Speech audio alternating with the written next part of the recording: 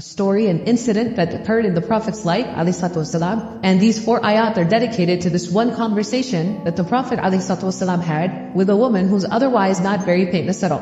Her name was Khawla, radiallahu anha. She had a problem with her husband, and she wanted to discuss this problem with the Prophet ﷺ, but because of this conversation, and she was complaining about something, and the Prophet ﷺ did not have an answer for her question, and Allah had not revealed an answer to him yet. Instead of complaining to the Prophet ﷺ after arguing with him, she complained to Allah, and Allah revealed Quran because of her. And years later, after the Prophet ﷺ had passed away, Umar bin al-Khattab radiallahu anhu, who was the head of state. You can think of it in today's terms, he was the president. And he was traveling with an entourage, and they have, of course, a short deadline, they have to get somewhere. So Umar bin al-Khattab was meeting with a bunch of delegates from different parts, in Quraysh, etc. And she was passing down the street, and she said, Ya Umar. She just called him, Allah. And Umar radiallahu anhu stopped the caravan, stopped the entourage, and the official government trip. He got off his horse, he went down and he started talking to her. And she starts yelling at him.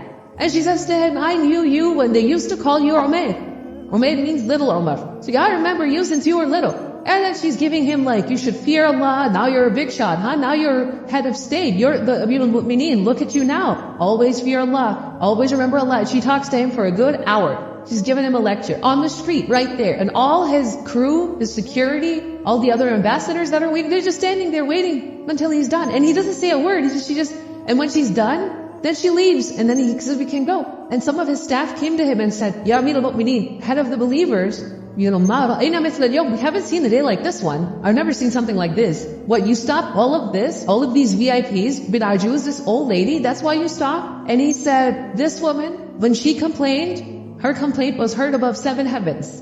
And Allah revealed Quran for this woman. If she talked to me all night, I would have been standing here. And if she kept me the next day, I would have been standing here. The only time I would have left is if she gave me the excuse to go pray. So that's the only time I would have left. But otherwise, how am I not going to listen to someone who is heard above the 7 heavens? And Quran comes down for her. Anyhow, she comes to the Prophet ﷺ complaining. And when she talks to him, she says a bunch of things. She says a bunch of things about her husband. She says, he's an old man, he doesn't have good manners. I used to be able to, and she's younger than him, but she's not that young.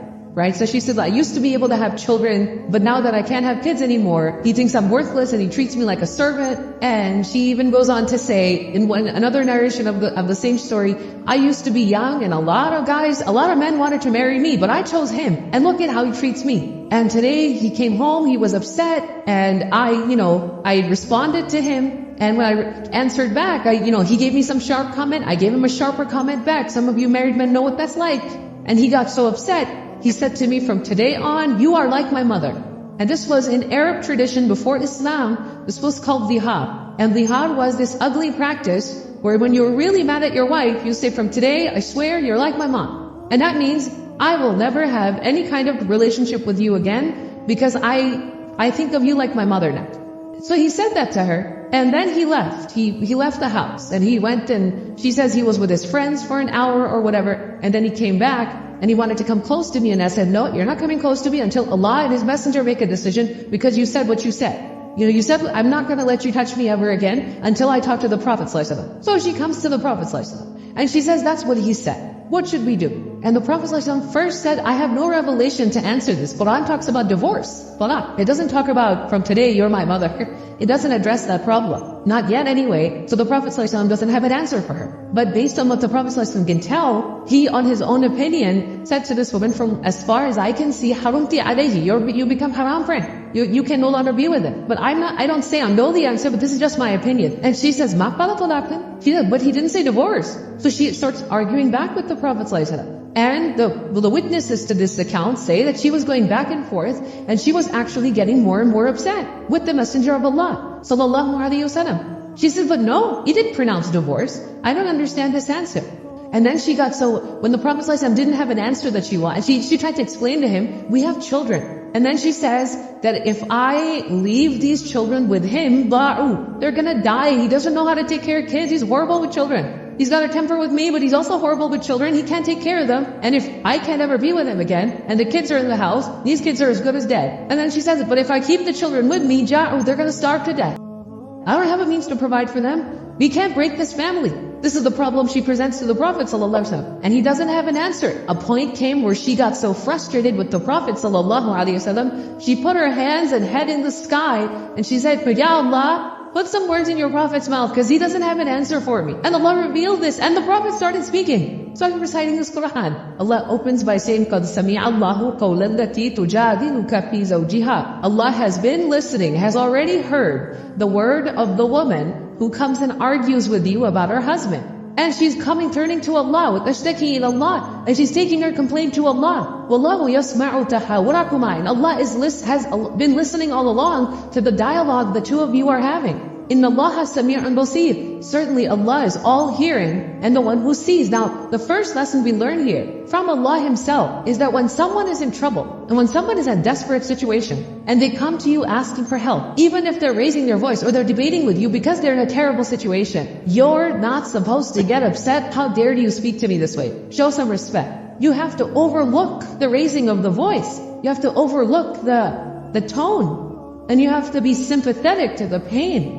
and the difficulty that they're in. Allah overlooked the fact that she's debating with His own messenger, sallallahu alaihi wasallam. And now Allah's response, He says, الَّذِينَ يُظَاهِرُونَ مِنْكُمْ مِنْ نِسَائِهِمْ. Those of you that are going to say such a thing to their women, to their wife. If you ever say something like that, you're like my mother. First thing Allah says, مَا هُنَّ أُمَّهَاتِهِمْ. They're not their moms. They are not their mothers. إِنْ أُمَّهَاتُهُمْ إِلَّا اللَّائِي وَلَدْنَهُمْ. Their mothers are the ones that gave them birth. Now that's not rocket science. Everybody already knows that's your mom, the one who gave you birth. And the people who said it also knew that. But the fact that Allah went out of His way to say, by the way, those of you who say such nonsense, that it makes no sense, number one. And first of all, you already have a mother, the one who gave you birth. This is Allah's way of scolding not the woman, but the men who said something arrogant.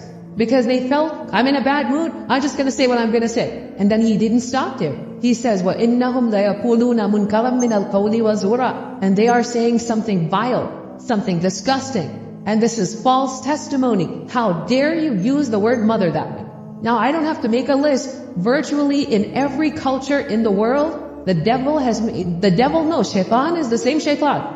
The shaitan speaks Japanese, and the shaitan speaks Punjabi, and the shaitan speaks English. It's the same shaitan. The food can be different, and the cultures can be different. The devil's the same. And the devil knows that Allah made the womb sacred. This is why you find in virtually every language, one of the most abused words is mother.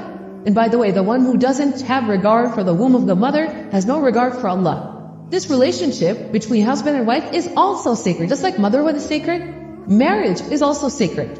And marriage is something Allah calls bithaqan ghanila, a heavy contract. So then after Allah says, okay, those of you who have done this, and ثُمَّ يَعُودُونَ لِمَا قَالُوا, and they want to go back from what they said. فَتَحْرِيرُ رَقَبَةٍ. You have to free a slave. مِنْ قَبْلِ أَن يَتَمَاسَّ, before they can touch each other. ذَلِكُمْ تُوعَظُونَ بِهِ. That's the advice you're being given. وَاللَّهُ بِمَا تَعْمَلُونَ خَبِيرٌ. And Allah knows what you're up to. Then He says, and فَمَنْ لَمْ يَجِدْ, and whoever can't do that, they have to fast. Listen to this carefully now. That man has to fast 60 consecutive days, 2 consecutive months, before they can touch each other. And then He says, and whoever can't do that, فَيَطْعَمُ سِتِّينَ مِسْكِينًا. Just like in any other Sharia, parts of Sharia, when you miss a fast, then you can make it up by feeding somebody. So you have to feed 60 people. By the way, in that story, when the ayat came down, the lady didn't stop. Khawla said, he doesn't have money to free a slave. And he said, well, he could fast for 60 days.